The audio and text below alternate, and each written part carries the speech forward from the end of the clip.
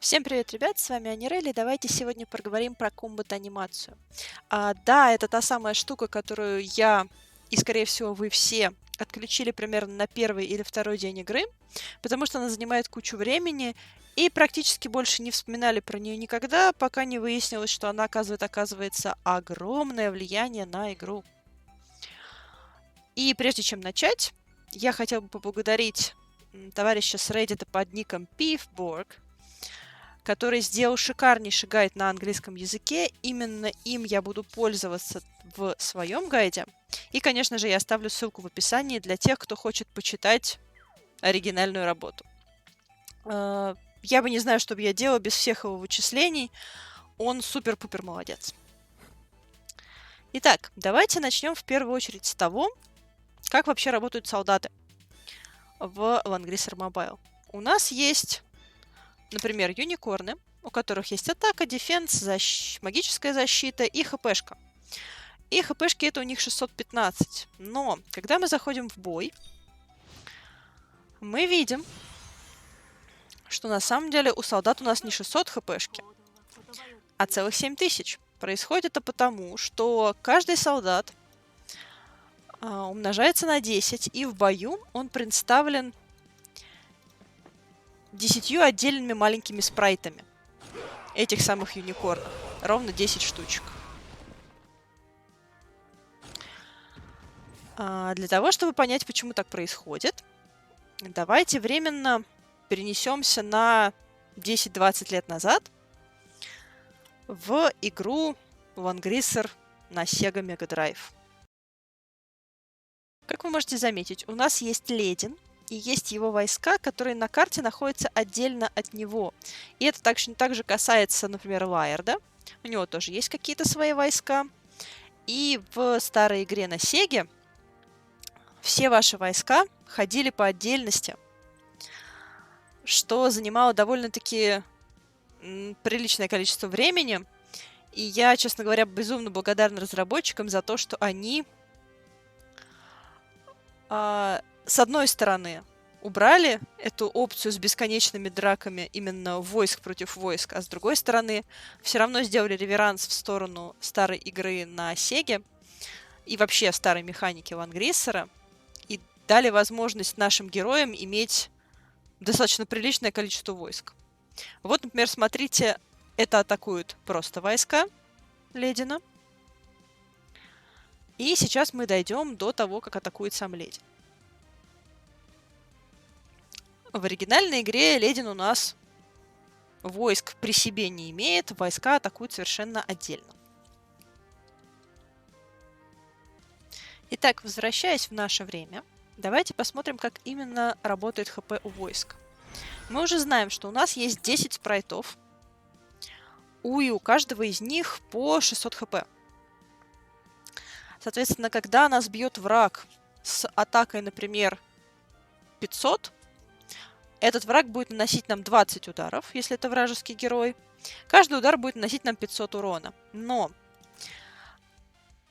нельзя перенести урон от одного удара на следующий спрайт войск. То есть, если вы наносите урон 500, а у вашего врага войска по 600 хп, то первые 500 уйдут в первый спрайт, и вторые 500 тоже идут в первый спрайт, при том, что у него осталось всего 100 хп.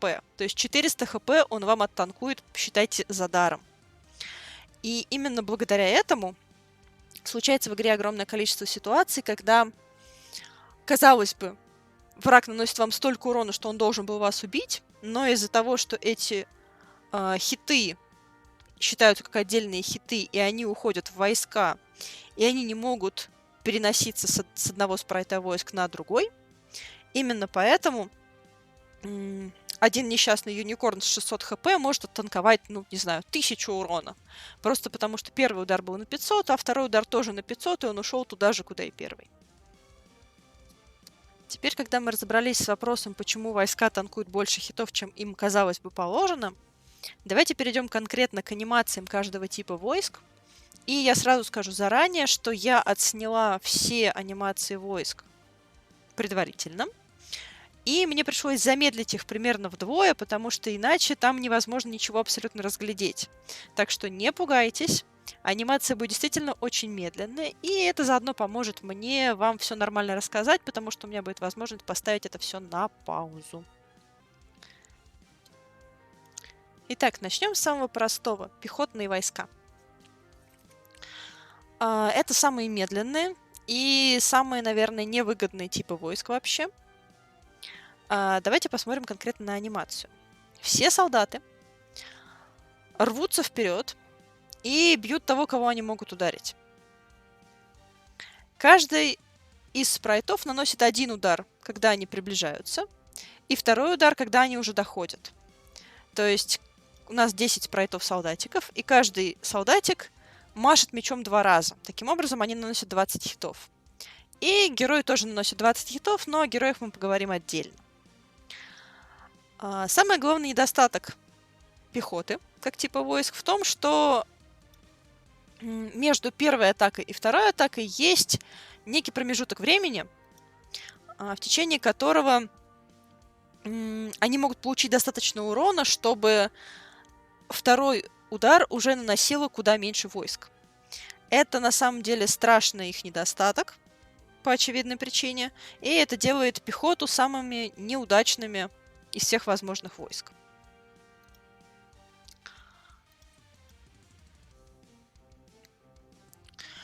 Также надо сказать, что вся пехота, водные юниты, копейщики, скелетики пехотные, всякие монахи и зилоты, все пользуются типом атаки именно вот таким пехотным.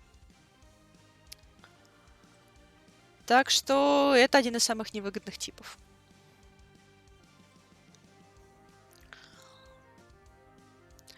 Вторым пунктом у нас идет тип атаки кавалерия.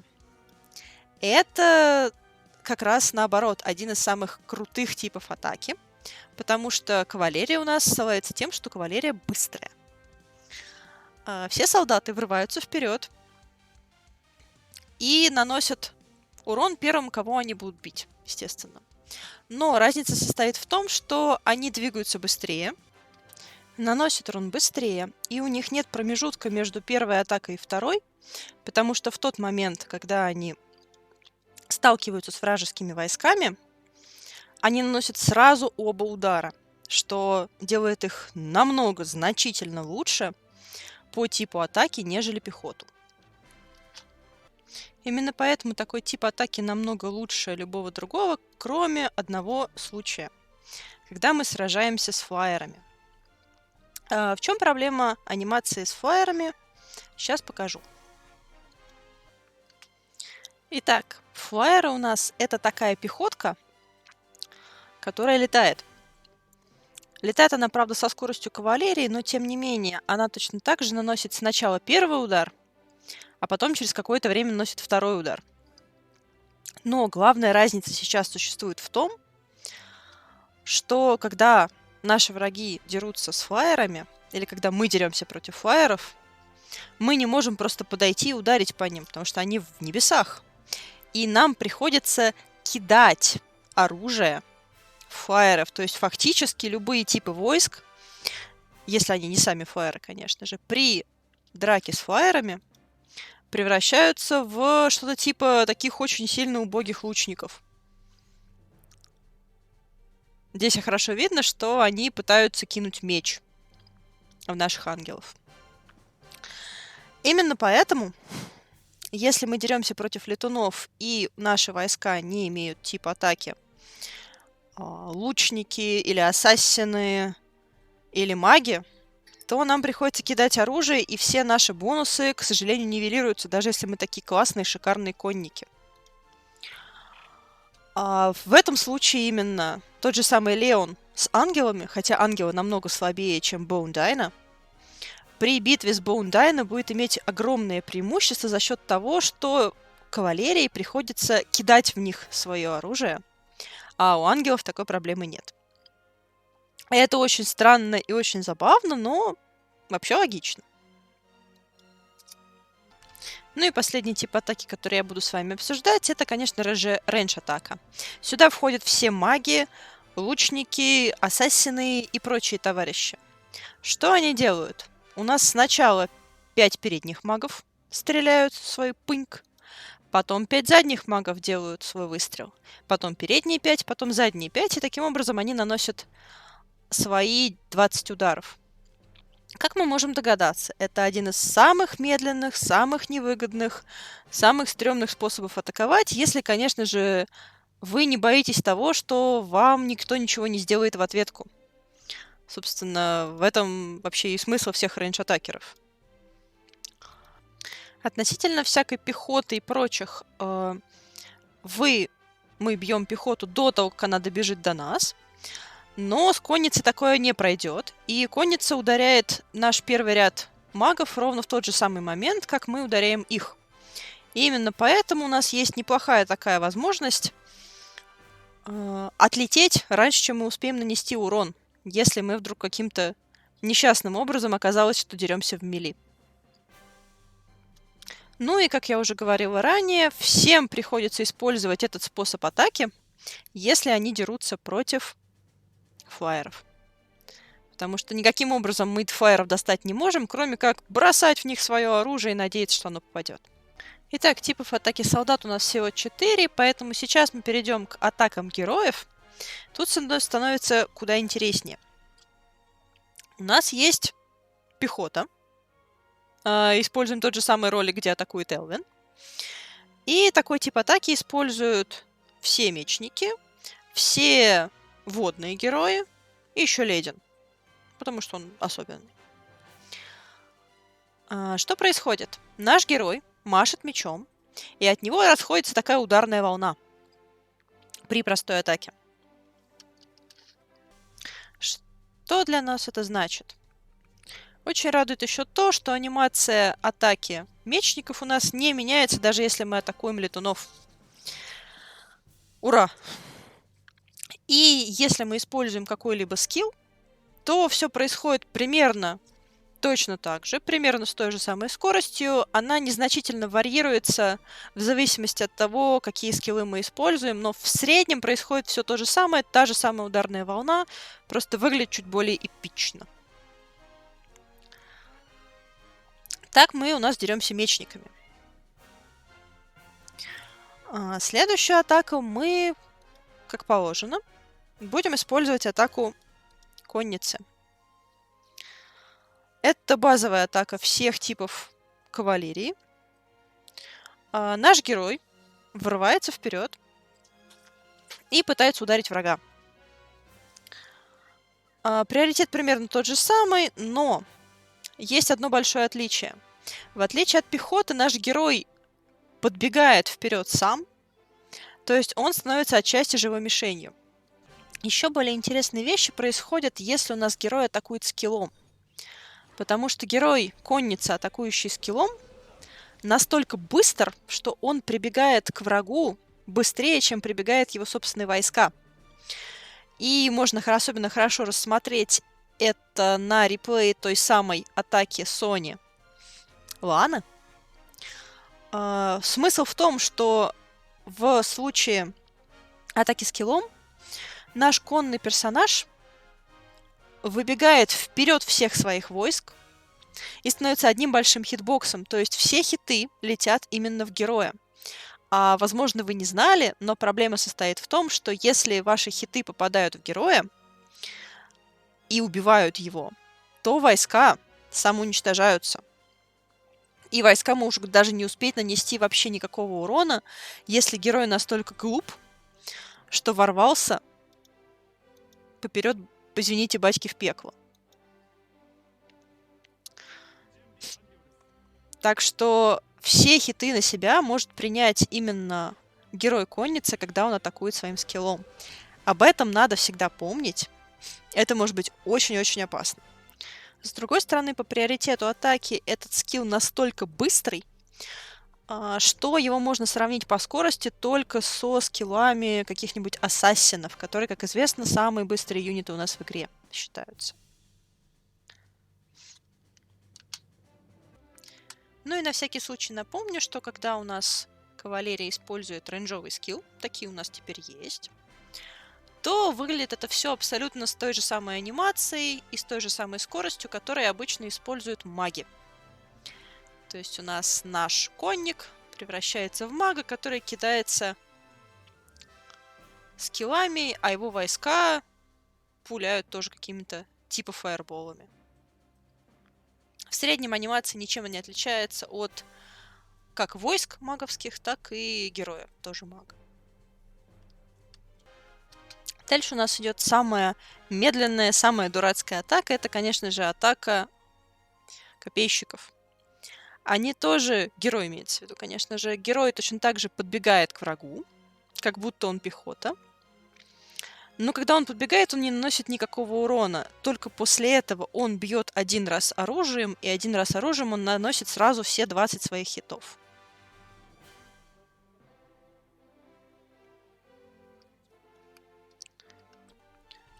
Учитывая, что игра у нас по сути особенно не предусматривает копейщиков как дамагеров основных, несмотря на то, что у нас недавно добавили в игру, это довольно логично. Можно считать, что у нас есть 10 солдат и один очень большой медленный чувак под конец, который носит сразу 20 хитов. Ну и переходим к атакам флайеров.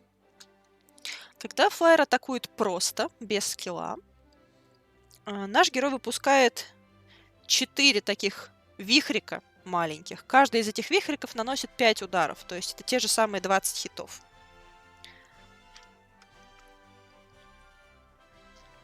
Это не самая выгодная анимация, потому что первый вихрик прилетает еще до того, как вашего героя, скорее всего, ударит, а вот последний вихрик, скорее всего, прилетит уже после того, как герой получил все, что ему причитается от врагов. Давайте посмотрим еще раз. Вот летит первый вихрь, а потом с большими задержками прилетают все остальные.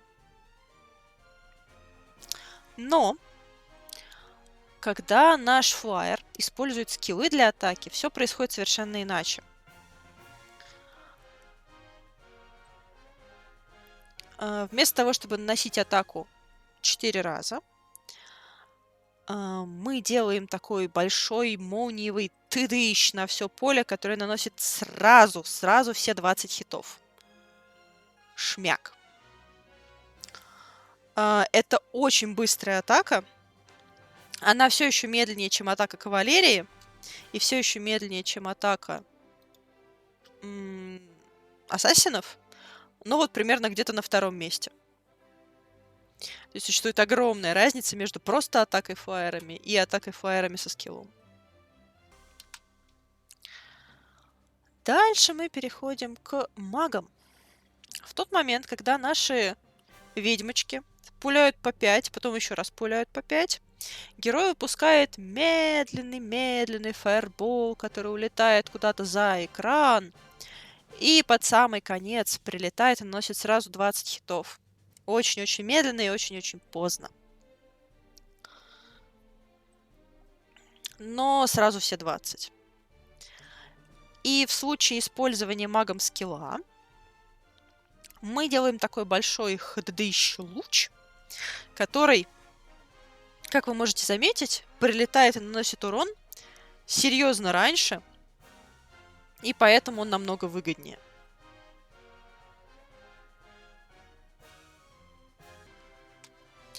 Примерно тем же самым типом атаки пользуются всякие лучники и клирики, типа Альмеды и прочего. Они кидают такой святой шар или типа того. И, как вы можете заметить, все происходит настолько медленно и печально, что ваш враг может успеть с вами сделать все, что угодно, если только захочет, и если у него будет такая возможность, потому что такой возможности мы, конечно же, давать ему не захотим. Скиллы лучников, например, пользуются примерно теми же самыми анимациями, как я уже говорила. Собственно, давайте перейдем к самой интересной части, самой злой части анимации, это к ассасинам. Ассасины, как вы можете догадаться, имеют самую быструю, самую крутую, самую лучшую анимацию во всей игре. Сейчас обратите просто внимание на то, где находится Зерида, потому что иначе невозможно заметить тот момент, когда она исчезает, наносит свои 20 урона, 20 атак, а потом появляется заново. Давайте посмотрим это еще раз, потому что с первого раза даже я, когда переигрывала эти видосы, не сразу заметила, где она находится. Она наносит свои 20 урона в миллисекунду и тут же возвращается обратно.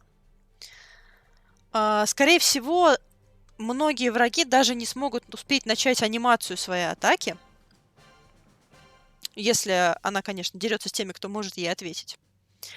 Потому что они умрут раньше, чем они успеют замахнуться оружием. И именно поэтому мы все так любим ассасинов в ПВП, потому что они настолько имбические. Когда Зерида атакует скиллом, я вот специально убила ей всех солдат, чтобы было намного нагляднее, происходит примерно то же самое. Враги не успевают ничего понять. Она врывается в них с очень красивой анимацией на весь экран и разрывает, нанося сразу все 20 хитов в секунду. И последнее, о ком я хотела бы поговорить в нашем гайде про анимации атаки, это джаглер, потому что джаглер особенный. Можно даже посмотреть, он плюется настолько медленно, что мы можем успеть все посчитать. Во время обычной атаки, в отличие от любого другого героя в этой игре, он наносит не 20 атак, а 6. Вот прямо можно смотреть и считать, как он делает тьфу раз, тьфу два. Давайте еще раз посмотрим. Тьфу на вас. И второй раз, и третий, и четвертый, и пятый, и шестой.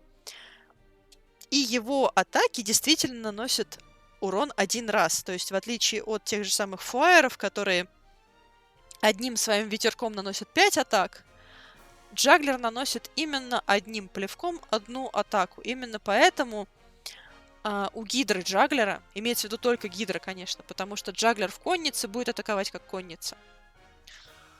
Именно поэтому у него такой паршивый урон. И джаглер славится как раз не этим. Но есть спасение, потому что когда джаглер атакует атакующим скиллом, бистшоком, он атакует и достаточно быстро, и наносит сразу все свои 20 атак. Именно поэтому джаглер такой страшный, когда он бьет бистшоком. Такой большой кусь. Анимация его атаки чем-то напоминает анимацию атаки у пехоты, и она такая же медленная, потому что его войска успели аж даже вернуться на тот момент, как он наконец-то допульнул, и его полевок долетел до вражеских солдат. Вот они уходят, вот он кастует бисшок. И вот только сейчас бисшок достигает врагов в тот момент, когда уже почти все лобстеры проатаковали и успели прийти обратно к джаглеру. Итак, давайте вернемся на 20 лет назад для антуража и повторим все то, что мы сегодня узнали. Пехота имеет самый невыгодный тип атаки, потому что они очень-очень медленные, и они наносят свои вторые 10 атаки позже, чем первые 10. Летуны — это та же самая пехота, только в воздухе. Они делают все то же самое, и их преимущество состоит лишь в том, что всем не летунам, кто их атакует, приходится кидать свое оружие в них, чтобы попасть. Кавалерия — самые быстрые войска, и они могут шикарно врываться в оппонентов, нанося сразу 20 атак, чем имеют такое нифиговое преимущество. А самые медленные и печальные у нас атакеры — это, конечно же, RNG. Это все лучники и маги. И ассасины войска, но не герои. Они атакуют медленнее и печальнее всех. Даже не по 10 плюс 10, а по 5 плюс 5 плюс 5 плюс 5. И их единственное преимущество состоит в том, что им никто не отвечает, потому как они рейнджеды. И еще очень важный момент, который мы получили сегодня, это то, что когда наш конный герой атакует скиллом, он может быть настолько шустрым и настолько дерзким, что выбежит вперед своих войск и впитает в себя тот урон, который вообще-то по-хорошему предназначался именно войскам. Что может закончиться очень-очень фатально, как для героя, так и для войск, потому что войска без героя не атакуют, они сразу же самовзрываются. Ну что, я надеюсь, что мои труды не пропали зря, и это видео было для вас очень-очень полезным. С вами была Нирель. И анимация атаки, которую мы всегда выключали, а она вот настолько важная. И всем пока-пока.